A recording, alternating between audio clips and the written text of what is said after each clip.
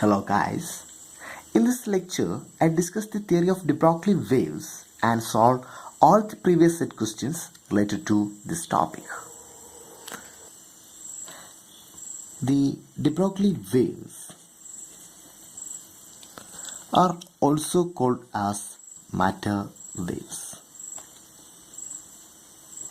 If a particle of mass m moves with a certain velocity v, then there will be an associated wave, and the wavelength is given by lambda equal to h by p, where h is the Planck's constant and p is the linear momentum, that is h by mv, where v is the velocity and m is the mass of the particle. We know two types of waves, mechanical and the electromagnetic. But the matter waves are neither mechanical nor electromagnetic. We know energy of a particle,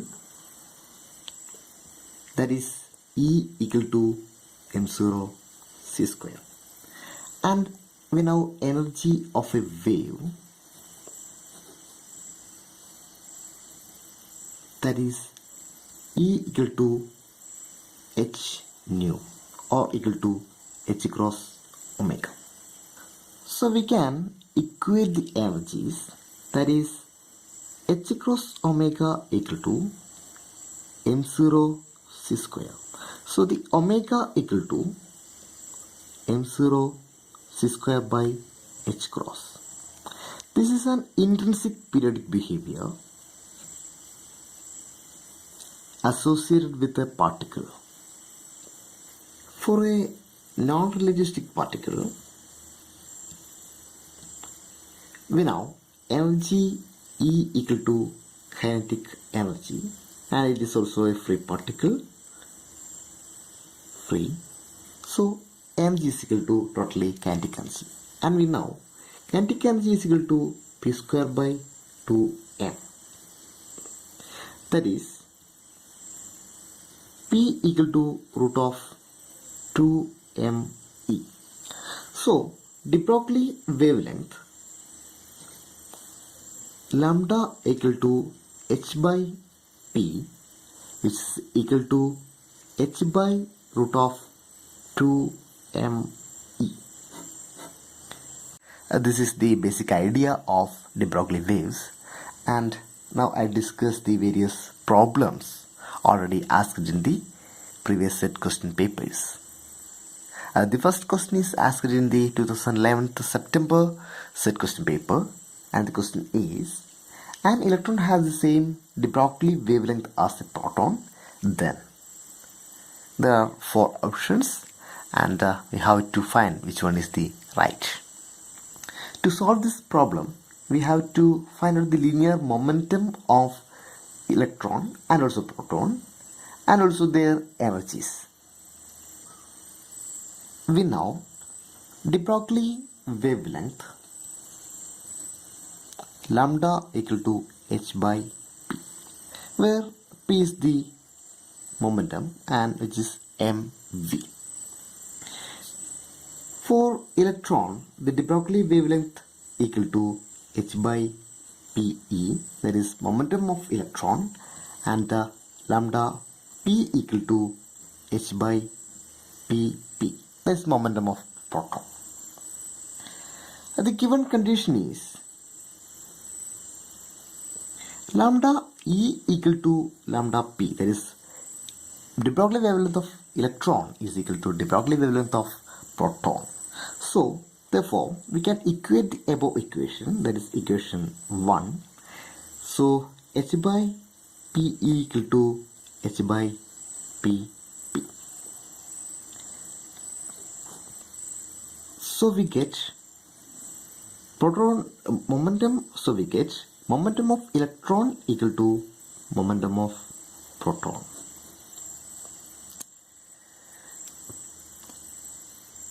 Now we have to check the energy E. mge equal to p square by 2m. This is for free particle. That is, there is no kinetic energy.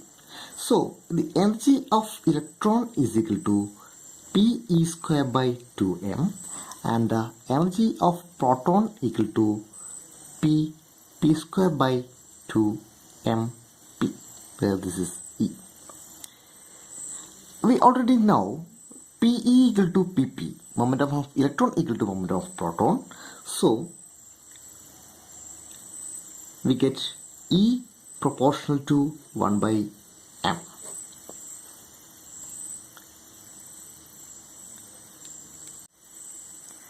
So the option A is the right answer.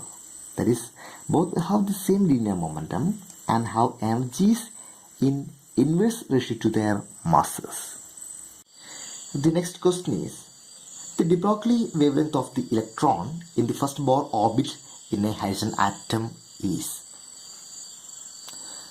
The Bohr model is based on quantum idea, and thus possible orbits must satisfy the following condition. There is 2 pi r n equal to n lambda, where n is equal to 1, 2, 3, etc. This equation means the circumference of orbit must be integral multiples of de Broglie wavelength. Then only each wave joins smoothly with the next. In this figure you can see the circumference is equal to twice the wavelength, so they can join smoothly. And in this figure you can see the waves are not joined smoothly, so they will interfere destructively, and that particular path is not possible for the electron. And in our question we are asked to find out the de Broglie wavelength for first Bohr orbit, that is n equal to 1. That is lambda equal to 2 pi r1. If we know what is r1, we can find out the de Broglie wavelength. The general expression for radius of orbit of any atom is given as Rn equal to 0.53 Armstrong into n square by such. Here we are asked to find out the de Broglie wavelength corresponds to hydrogen atom, and in our question the atom is hydrogen, that is Z equal to 1, and we are asked to find out the de Broglie wavelength corresponds to first orbit, that is n equal to 1. So R1 equal to 0.53 Armstrong. Substituting this equation 2 in equation 1, we get lambda equal to 2 pi r1, that is equal to 2 into 3.14 into 0.53 Armstrong, that is approximately equal to 3.14 Armstrong. So this is the right answer.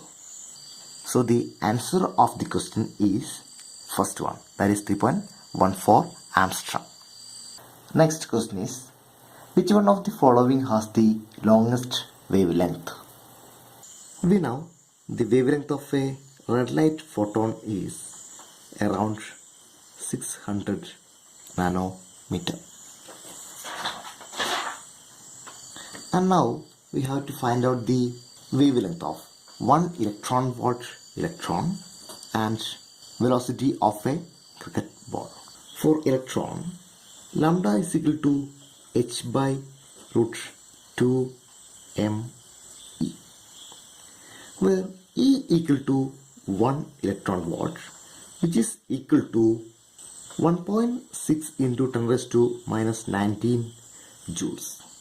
So now we have to substitute these values, that is lambda is equal to 6.626 into 10 raised to minus 34 by root of 2 into mass of electron is 9.1 into 10 raised to minus 31 into 1.6 into 10 raised to minus 19. So we get an answer approximately equal to 1.2 nanometers. And now we have to check the wavelength corresponds to cricket ball. Suppose the velocity of the cricket ball is given by 100 meter per second, and I am assuming the mass is around 100 grams, that is equal to 0.1 kilograms. And the de Broglie wavelength lambda equal to h by p, that is h by mv. So we get 6.626 into 10 raised to minus 34 by m is 0.1 and velocity is 100. Then we get lambda as 0.6 into 10 raised to minus 34 meter. So among these results, the red light photon have the greatest wavelength. So the answer is option B. The next question is, what is the order of magnitude of the wavelength of de Broglie waves for the Earth due to its motion around the Sun? The given data are radius of Earth, which is equal to 1.5 into 10 raised to 11 kilometer. That is equal to 1.5 into 10 raised to 14 meters. And mass of Earth is also given, and which is equal to 6 into 10 raised to 24 kilograms. Now we have to find out the magnitude of de Broglie waves due to the Earth's motion. We know the de Broglie wavelength lambda equal to h by p, that is h by mv, where m is the mass of Earth and v is the velocity of Earth orbiting around the Sun, and this is the velocity of Earth is not given. We know the value of Planck's constant h, and the mass of Earth is also given, but we don't know what is the velocity of Earth. Suppose this is the Sun and Earth is revolving around the Sun, and the mean distance is given, and which is equal to 1.5 into 10 raised to 14 meters. We know the velocity equal to distance by time.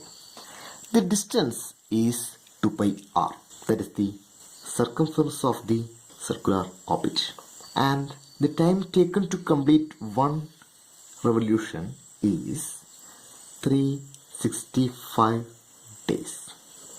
But we have to get the velocity in terms of meter per second, so we have to convert it into meter per second, that is 2 into 3.14 into radius is given, and which is 1.5 into 10 raised to 14 by 365 into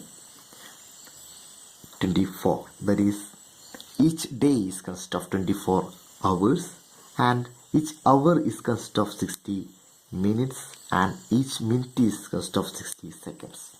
So we get velocity in terms of meter per second, and we get this value approximately equal to 3 into 10 raised to 7 meter per second. We are asked to find out the lambda, that is equal to h by mv. Now we know all the values, that is h is equal to 6.626 into 10 raised to minus 34 divided by mass of Earth is given, that is 6 into 10 raised to 24 kilogram, into velocity of Earth is 3 into 10 raised to 7 meter per second. So we get this answer as approximately 3.6 into 10 raised to minus 66 meters. That is approximately equal to 10 raised to minus 67 meter. So answer to the question is option C, that is 10 raised to minus 67 meter.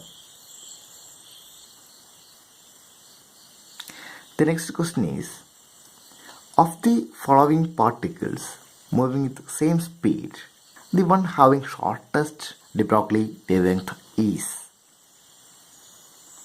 We know de Broglie wavelength lambda equal to h by mv, and in our question the velocity is same for all the particles.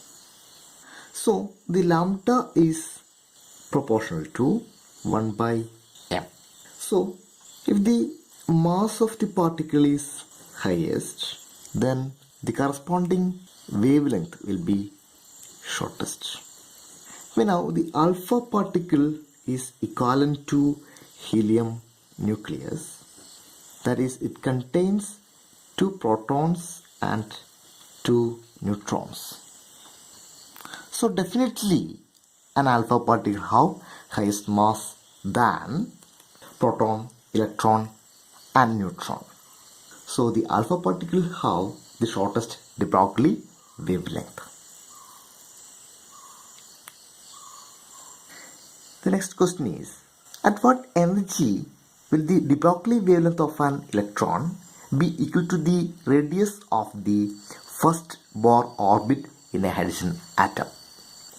In this problem, the wavelength is given, that is lambda equal to radius of first Bohr orbit, that is 0.53 Armstrong, and we are asked to find out the energy corresponds to that particular wavelength. So we know de Broglie wavelength lambda equal to h by root 2 me. Therefore, E equal to h square by 2m lambda square. Now substitute these values, that is E equal to h square, that is 6.626 into 10 raised to minus 34 all square, divided by 2 into mass of electron, that is equal to 9.1 into 10 raised to minus 31 into lambda square, that is 0.53 into 10 raised to minus 10 all square. So we get the energy E approximately equal to 0.096 into 10 raised to minus 15 joules. But in the option, the energy is given in terms of electron volt. So we have to convert this energy in joules to electron volt. We know 1 electron volt equal to 1.6 into 10 raised to minus 19 joules. So the energy in electron volt equal to 0.096 into 10 raised to minus 15 into joule equal to 1 EV by 1.6 into 10 raised to minus 19. So we get energy E approximately equal to 600 electron volt.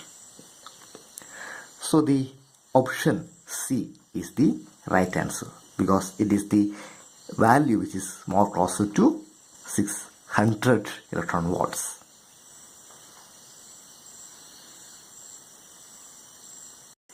Next question is, the de Broglie wavelength of a charged particle of charge Q accelerated through a potential difference of V volts is. When a charged particle is moved between two points in an electric field, then the work done W equal to QV,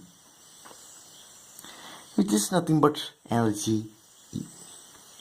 So we now de Broglie wavelength lambda equal to h by root of 2me, that is equal to h by root of 2mqv.